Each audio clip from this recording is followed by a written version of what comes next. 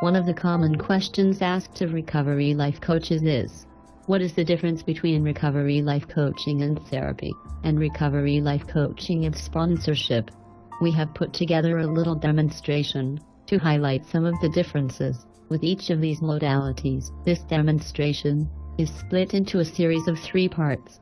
Each part of the series highlights a different modality. This is the second part. In part 1, we saw an example of what therapy is like. In this part, we will show you an example of what sponsorship is like. A sponsor is someone who serves as an experienced guide to another person in recovery. It is suggested that a sponsor work all the steps in a 12-step recovery program before sponsoring others. And a sponsor should also have more experience than the person they are sponsoring. The sponsee chooses the sponsor to guide them through the steps and to help them work the program. The sponsor does this service work to stay abstinent themselves. A good sponsor is recognized as someone who works the steps in their daily lives and lives the principles of the program. To stay abstinent, a sponsor helps their sponsee work the steps, provides a model for recovery, explains basic concepts and terminology, holds the sponsee accountable, and reminds the sponsee to apply the principles of the program to their own lives.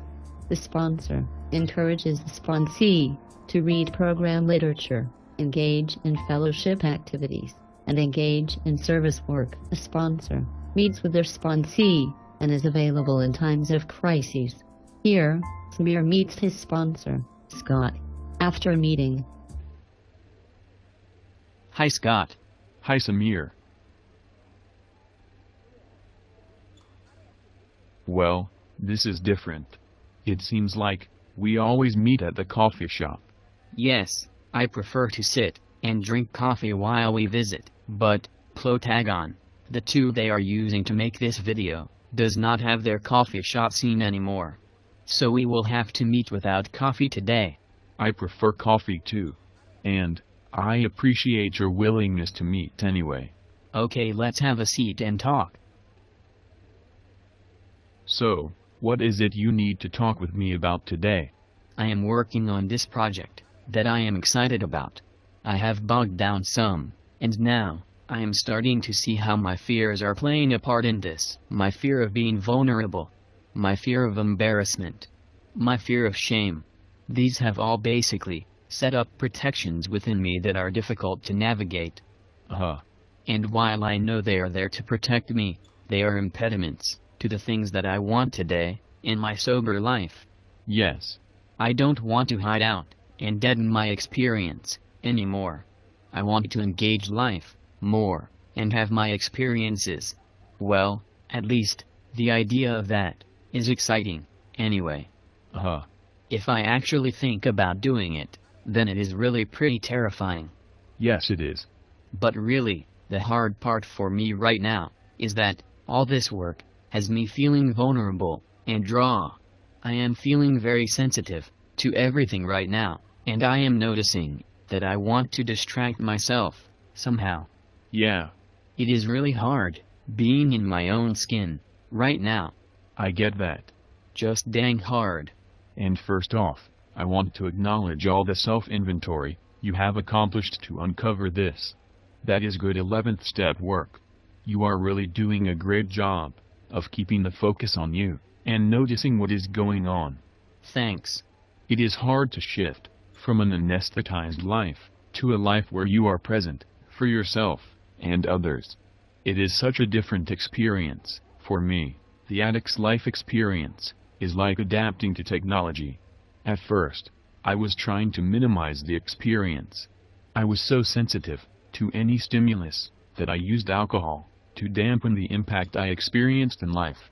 It was like all I could handle was a radio, where I am trying to cover it with pillows and blankets to muffle the sound so it will not disturb me too much. As I got sober, I progressively started allowing the stimulation into my life, as my senses, emotions, and nervous system could handle it. I adjust to that, and then, when I'm ready, I add more. To continue with the analogy, maybe I unmuffled the radio, so I could hear it clearly. When I was ready, I threw the radio out, and I got a black and white television, so I could see images. Then I got a color television. Eventually, I want to live life as the highest state of technology. I want to live it in high definition, or whatever replaces that. I have not been successful yet at bypassing the growth and change process by clicking my heels together and just getting there. It has just been a sustained and gradual change for me. My sponsor used to tell me, the only way to it is through it. And I just showed up with a willingness to look at myself and be objective about it. Just like you are doing. Eventually, I notice I am different. Of course, others often notice it before I do, and will tell me. I do not take things in very easily, so it usually takes me a while, even after others are telling me that I have changed, before I notice I am different. Yes. And it keeps getting different, one day at a time. I want to encourage you to keep doing what you are doing. Just hang in there, and keep showing up. Thanks, Scott. That helps a lot. I just have a hard time being where I am. I am always wanting to be somewhere else. I get that. Sobriety is simple, but it is not easy. I'll say. And in the meantime, how are you taking care of yourself today? Well, I called you, and met you here even though I don't like this place, because we can't sit and drink coffee. Are you going to any meetings? I plan on going to a 5 o'clock meeting, and then going to dinner with some friends afterwards. Are you doing any service work? I have a meeting with one of my sponsees tomorrow. And I am taking a phone shift at Intergroup this week also. Great. It sounds like you have a solid plan in place for yourself. Call me tomorrow evening, and let me know how you are doing. Okay, I will. I guess I better be going. Yes. Me too. Thanks, Scott. No problem, Samir. Thanks for helping me stay sober today. I'll talk to you tomorrow. Okay, I look forward to hearing from you. You have seen an example of sponsorship.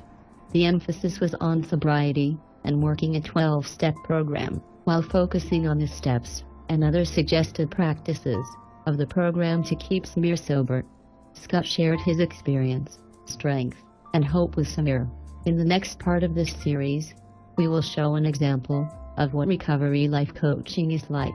If you are interested in learning more about recovery life coaching, visit Recovery Coaches International at www.recoverycoaching.org. If you are interested in talking with a recovery life coach, visit Fred Hawes at www.fredhawescoaching.com. Thank you for watching. I hope this had been a helpful snapshot of what sponsorship is like. Please continue with this series to see how therapy, sponsorship, and coaching contrast, and also how they complement each other. Until next time. Bye-bye.